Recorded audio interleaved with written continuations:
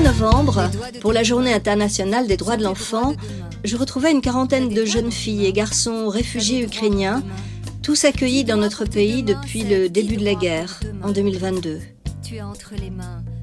Ils ont parlé de leur départ brutal d'Ukraine, de leur arrivée dans notre pays, de la difficulté à laisser derrière eux leur vie, leurs amis, souvent leur famille. Bonjour, je m'appelle Pavlo, j'ai 12 ans. Je suis né le juillet 2012. Je suis venu en France en 6 mars 2022. Du coup, quand je suis venu en France, j'ai ressenti de la joie.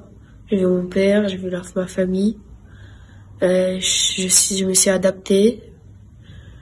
J'ai retrouvé plein d'amis. Après 2 mois de se retrouver en France, ma mère elle m'a inscrit dans une école. J'ai parti en école, c'était un petit peu dur. J'ai commencé à apprendre le français. J'avais plein d'amis. J'étais en classe du P2A. J'avais un bon maître qui m'a appris toute la langue. Il m'a appris qu'est-ce qu'il faut dire, les verbes, tout. Et après 2 ans, là, je suis content. J'ai envie de revenir en Ukraine juste pour voir ma famille. Mais en France, je suis content. Là, ici, c'est bien. Je m'entends que là, ici, je suis protégée. Bonjour, je m'appelle Maria Kavka. Je viens d'Oujgorod, qui est situé à l'ouest d'Ukraine. Le 1er mars 2022, je suis arrivée à Paris. La première chose dont j'ai pensé le 24 février, quand la guerre a commencé, c'est qu'est-ce qui se passe? J'étais tellement perdue. Et la première personne qui m'a raconté qu'est-ce que c'est que la guerre, c'était mon père, qui est arrivé dans ma chambre en me demandant qu'est-ce que je fais et de arrêter ce que je faisais parce qu'il y a la guerre. Je suis arrivée à Paris avec ma maman, mon petit frère et ma petite sœur, avec la voiture et les trains. J'étais accueillie par ma grand-mère. On a tous pensé et on a tous avait l'espoir que ça va durer au maximum 2-3 semaines. Et on a vraiment espéré de revenir en Ukraine dans les meilleurs délais. Mais malheureusement, ça fait déjà 2 ans que on est en France. On a toujours espéré que ça va se terminer et que les sacrifices de vie vont se terminer et la paix va revenir en Ukraine. Bonjour, je m'appelle Anna, je suis ukrainienne, je suis née à Kiev en Ukraine et je suis arrivée en France en 2022 quand la guerre a commencé.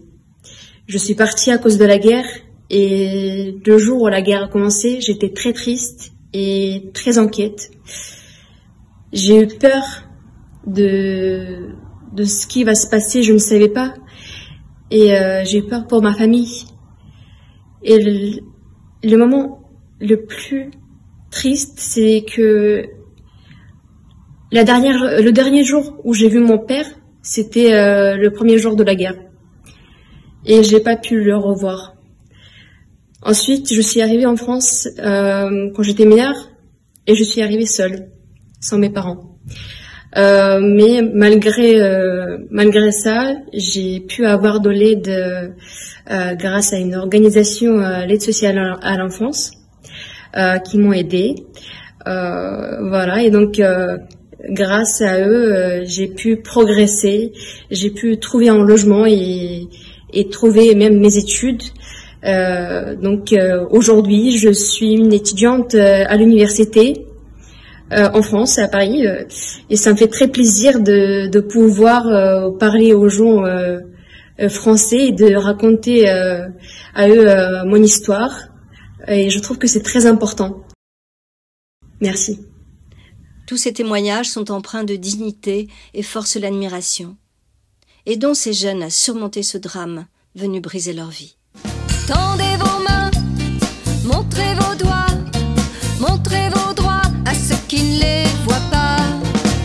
Les doigts de tes 2 mains sont tes droits de demain. T'as des doigts dans tes mains, t'as des droits pour demain. Ouvrez